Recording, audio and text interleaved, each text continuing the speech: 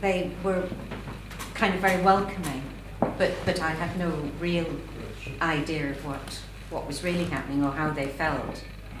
Right. So it's interesting. The region I work in doesn't experience so much in the way of refugees coming in, and it is noticeable that the scale of refugees, I mean, European societies wouldn't cope with the same good grace. I think that's probably fairly true. But at the same time, I think there is more and more of an idea that you know, this is our land, this is where we belong. That there is more and more that sense, I suppose, that we can't cope with people coming in and so on and so forth. So again, I think norms are shifting in some ways, and these questions of who belongs. Yeah, so where I work, who really owns the land? Who does the land really belong to? You know, what really happens if things become a little bit hairy? Who will really be allowed to stay? And that relates back, so the region I worked in had a very violent civil war between 1986 and 1993, very, very unpleasant. And a lot of politicians, a lot of educated people were targeted during that time, but also a lot of the ethnic mix of the place got simplified. People, you could say, well, the people who could leave were the outsiders, but they were also encouraged to leave as well. So I guess maybe that's a bit of an answer. But I don't want to paint it too gloomily as well. I mean, Uganda's an amazing place. I mean, you'll have people you'll have a Muslim married a Christian, and the first child will be Muhammad and the second child will be Mary. There are lots of tolerances that people afford here that we might find really surprising. Yeah, if a Christian married a Muslim here, it would mean a lot for both of those families.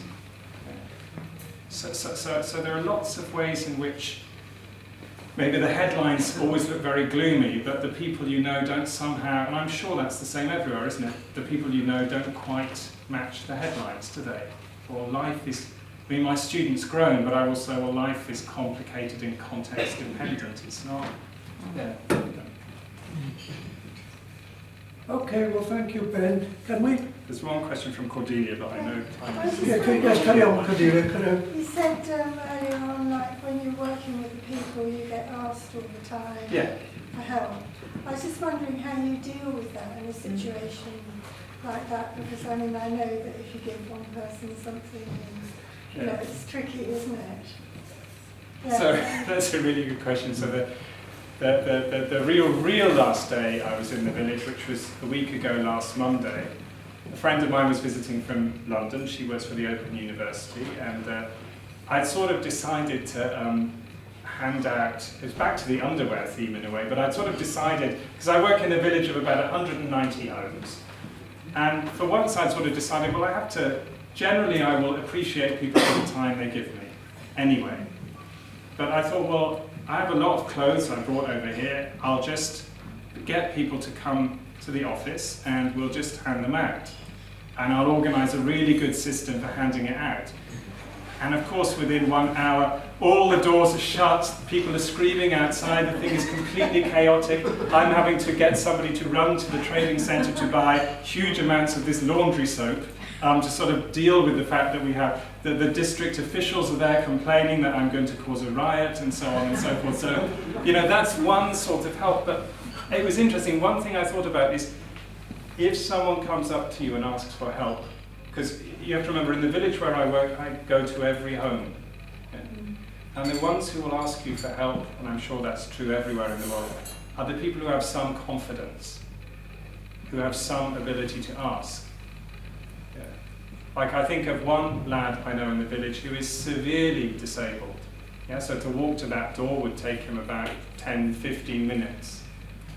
And he lives in a hut by himself, and he has one chicken, and he likes Manchester United a lot, and he's incredibly kind and good-natured. And he's not somebody I would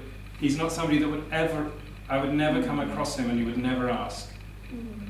So I think sometimes when the people are coming and asking for help with school fees, asking for help with A, B, C, D, E, you also have to step back and think a little bit, well, it's also quite useful if somebody like George gets a new radio so he can hear how, is it Sterling, is that his name? Yeah, anyway, there's one United player he particularly, have I got that wrong? Who is it? Anyway, there's a United player he particularly adores, and so it's complicated. But the only other thing I would add is, of course, Uganda can give me ulcers. I'm sure it can give people ulcers who work for Dolen Ffermio, and all the questions and requests for help I get asked. That's what that's what Ugandans are facing all the time. It's not a peculiarly. It's not something that just happens to sort of Ed Sheeran when he turns up making a comic relief video. It's something any Ugandan themselves, if they're a school teacher, if they're a nurse, if they're a doctor, if they're a successful farmer, they themselves are constantly trying to work out what help do you give, what help do you hold back, what obligations do you accept. Yeah, because there's no other form of support. Okay. How could we help? That's maybe more a question for the Dolen Ffermio people than me. Yes. I would say. Yes. Okay, yes. That's a great question. That's the Yes, best thank you. question. Yeah, Thank you yeah. very much. Thank you all for this. It's leaflets over here. Oh, yes. And I suppose I should, Mum wants me to mention,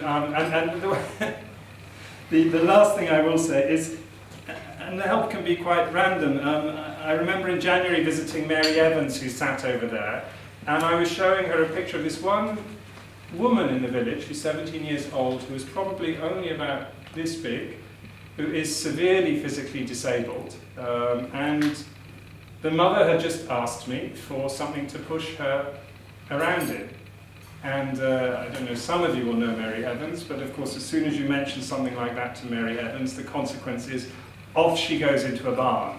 That will generally be the response to most things. And off Mary goes into a barn, and out of the barn came this wonderful pushchair, which, despite the strange look of the airline people I had to deal with, were more than happy for me to ship this. And yeah, it sits in a village now. And I think sometimes it's not always about the money. Sometimes it's about the time, it's about the attention, it's about giving people a degree of respect and perhaps sometimes listening to the things they're asking for. I mean, I could have just given the woman some money and she could have done something with that, but that's maybe not as meaningful. So that's my last answer. Thank you for being very patient. I realise I've overrun. No.